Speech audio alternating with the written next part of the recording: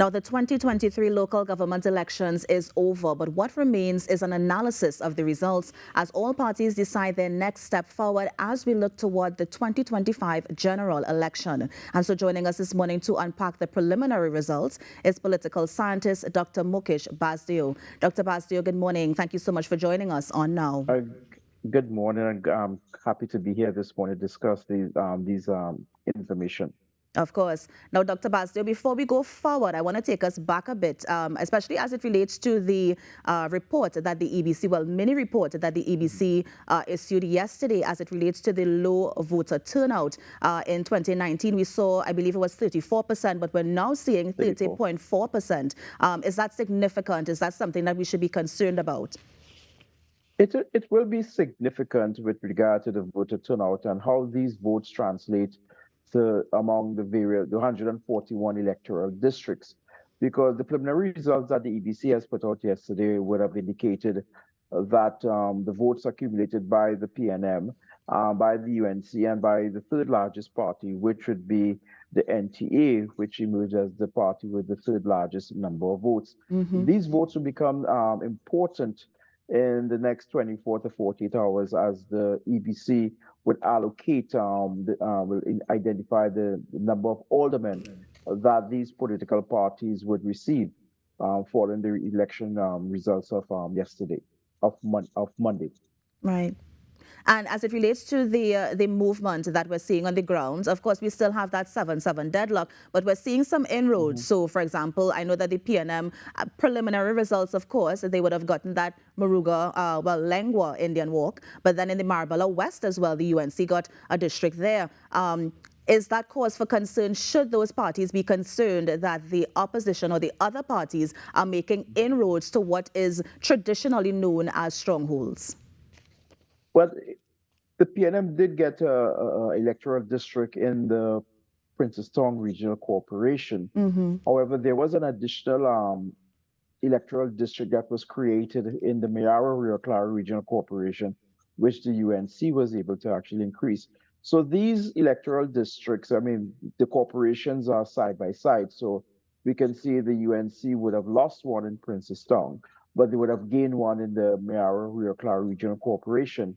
Similarly, in the new one of the new electoral districts that was created in the Kufa Talpara Regional Corporation, if I recall correctly, the Restonia area of that corporation, it was actually won by the UNC. So the two additional electoral districts that were created in the Mayaro and in the Kufa Talpara was actually won by the UNC.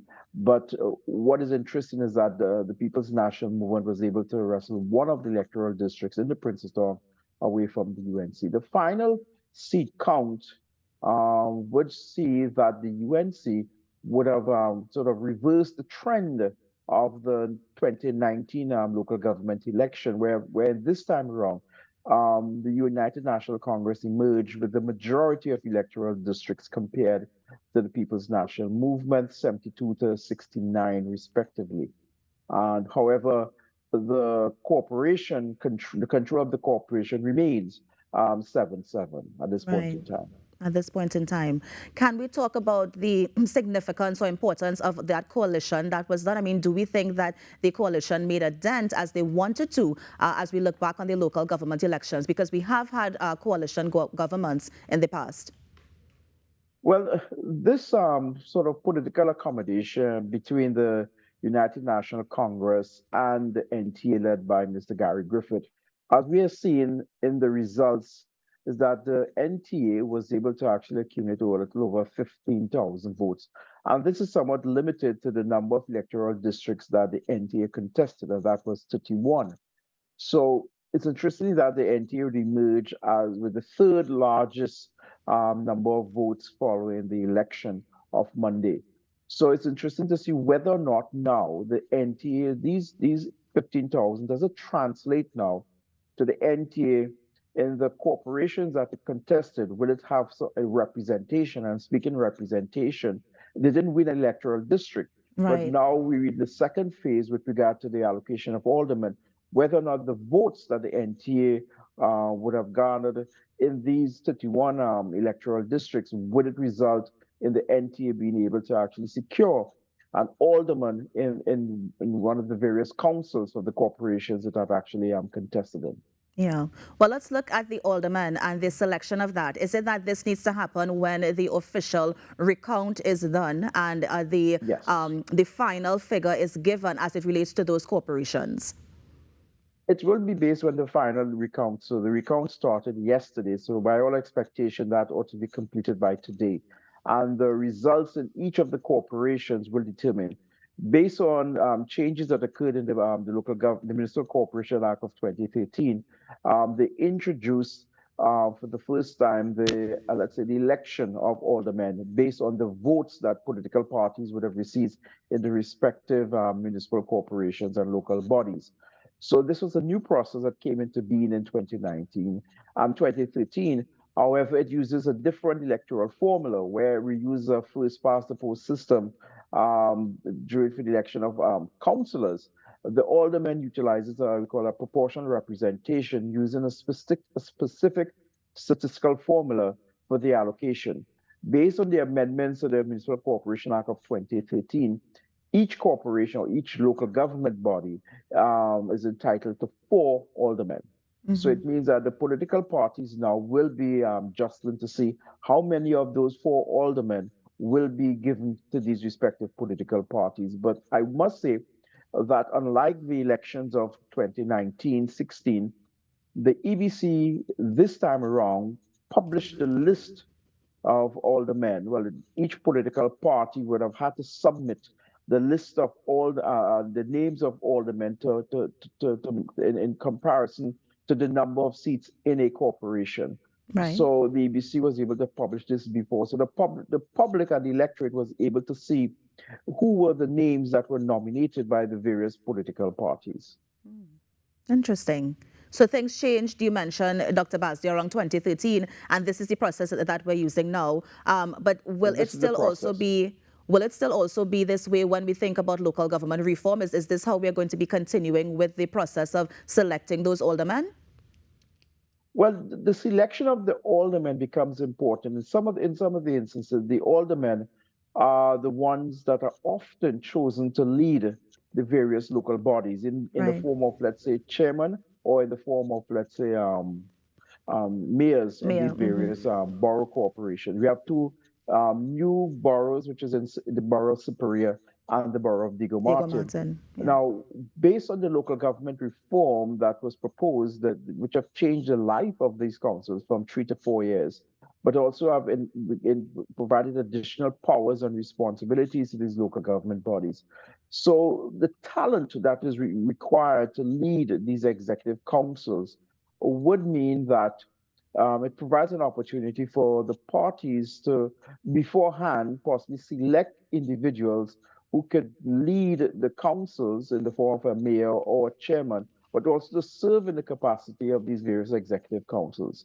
So the local government that we know that is moving forward following the elections of Monday would be somewhat different from the local government that we knew prior to Monday. Yeah.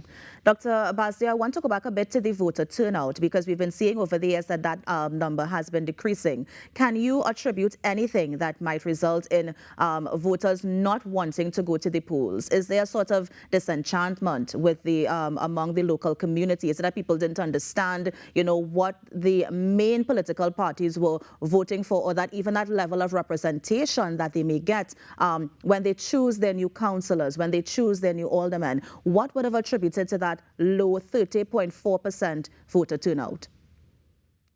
Well, the low voter turnout could be attributed to a number of factors. One could be just a level of disenchantment, the inability of the political parties to activate the voters to the extent of where they're going to come out and vote.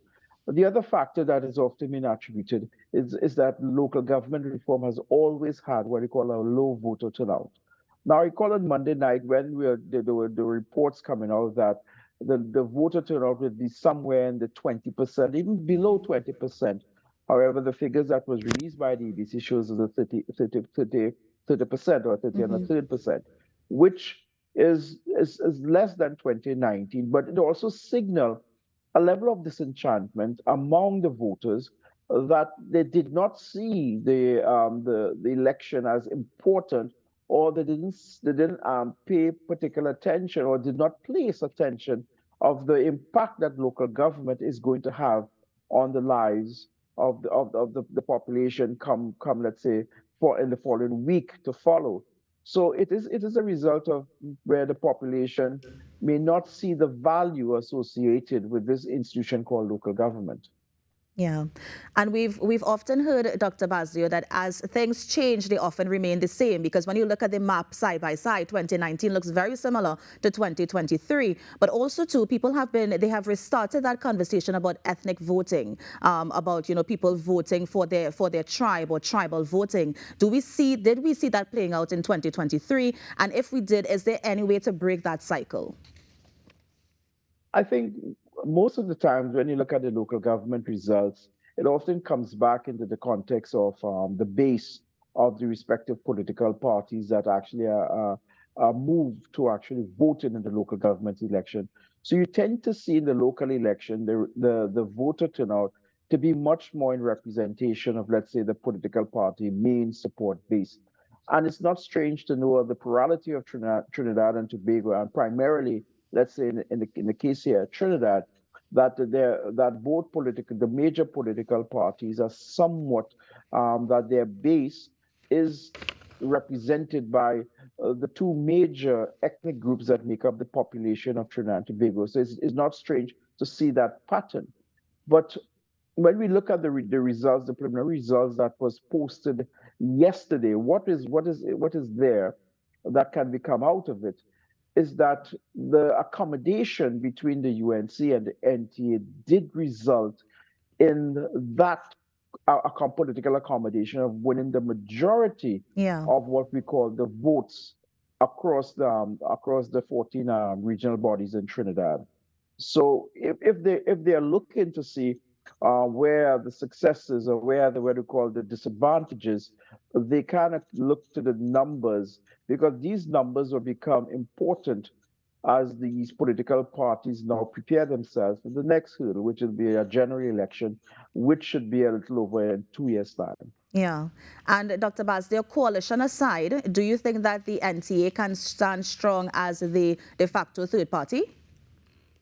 Well, if we look at the results, the NTA did emerge as the third party, the party that has garnered the third largest number of votes coming out of this local government election.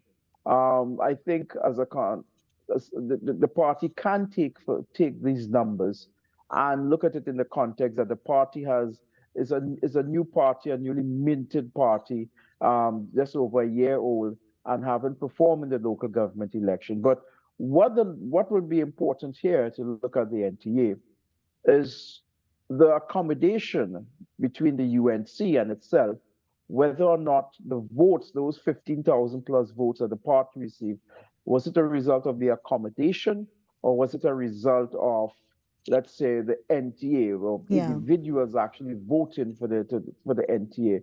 So that will become important, because the NTA and the UNC didn't compete per se in any of the electoral districts, in the 31 electoral districts that the NTA contested. Interesting. And Dr. Basio, before you go, I mean, how can we move on from this? I mean, if you were the political leader of a party, is it that you go back to the drawing board? Is it that you have your eye on 2025? Or do you try to see what you can do to get maybe more of your voting public to the polls when election calls again? Well, for the political parties and their respective leaders and executives, they will have to look back and see whether or not the campaign strategy actually worked, whether or not the policy issue that was raised on the campaign did it actually meet to the electorate. How did the electorate react to some of these campaign promises? And importantly, these political parties must now look towards that the governance structure that is they're going to implement under what you call this new municipal corporation, or the new under the Municipal Corporation Act. So they have an opportunity to now deliver to the various communities, and which will aid or determine their performance in the lead up to the next general election, which is carded for 2025. Good. Well, Dr. Basio, let me thank you so much for joining us this morning. Appreciate your thoughts, of course, as we unpack and hopefully wrap up by today the local government election so that we can move forward with the issue of, just governing, of course, TNT. So thank you so much for joining us this morning. Thank you so much for having me this morning. And that was political analyst Dr. Mukesh Basdeo, just giving us, or unpacking rather, the local government elections. And as we look forward to general in 2025. You're on the Now Morning Show. We're going to take a break and be right back. Stay with us.